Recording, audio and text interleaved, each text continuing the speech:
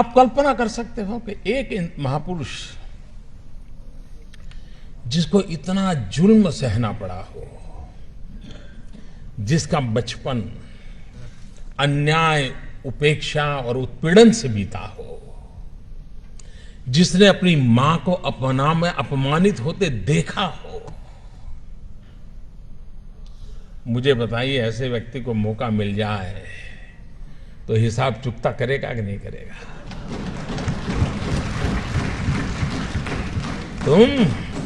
तुम मुझे पानी नहीं भरने देते थे, तुम मुझे मंदिर नहीं जाने देते थे, तुम मेरे बच्चों को स्कूल में एडमिशन देने से मना करते थे। मनुष्य का जो लेवल है ना, वहां ये बहुत स्वाभाविक है, लेकिन जो मानव से कुछ ऊपर है वो बाबा साहब आंबेडकर थे कि जब उनके हाथ में कलम थी, कोई भी निर्णय करने की ताकत थी। लेकिन आप पूरा संविधान देख लीजिए, पूरी संविधान सभा की डिबेट देख लीजिए, बाबा साहब आंबेडकर की बातों में, वाणी में, शब्द में कहीं कटुता नजर नहीं आती है, कहीं बदले का भाव नजर नहीं आता है। उनका भाव यही रहा। और वो भाव क्या था? मैं अपने शब्दों में कह सकता हूं कि कभी कभार खाना खाते समय दांतों के बीच हमारी जीभ कट जाती है, लेकिन हम दांत तोड़ नहीं देते हैं। क्यों?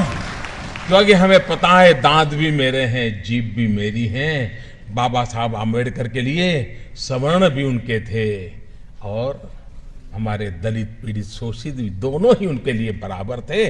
और इसलिए बदले का नामो निशान नहीं था, कटुता का नामो निशान नहीं था। बदले के भाव को जन्म न देने का और समाज को साथ लेके चलने की प्रेरणा देने वाला प्रयास बाबा साहब आंबेडकर की हर बात में झलकता है। और ये देश 125 करोड़ का देश बाबा साहब आंबेडकर का हमेशा हमेशा ऋणी रहेगा, जिसने देश की एकता के लिए अपने जुल्मों को दबा दिया, गाड़ दिया, भविष्य भारत का देखा और बदले की भावना के बिना समाज को एक करने की दिशा में प्रयास किया है। क्या हम सब, हमारे राजनीतिक कारण कुछ भी होंगे, पराजय को झेलना बड़ा मुश्किल होता है, लेकिन उसके बावजूद भी जय और पराजय से भी समाज का जय बहुत बड़ा होता है, राष्ट्र का जय बहुत बड़ा बता होता है। और इसलिए उसके लिए समर्पित होना ये हम सबका दायित्व बनता है। इस दायित्व को लेकर के बाबा साहब आंबेडकर ने जो उत्तम भूमिका निभाई है, राजनीतिक कारणों से इस महापुरुष के योगदान को अगर सही रूप में उनके जीवन काल से लेकर के अब तक अगर हमने प्रस्तुत किया होता तो आज भी समाज में कहीं कहीं तनाव नजर आता है, कभी कभी टकराव नजर आता है, कभी कभी खरोच हो जाती है।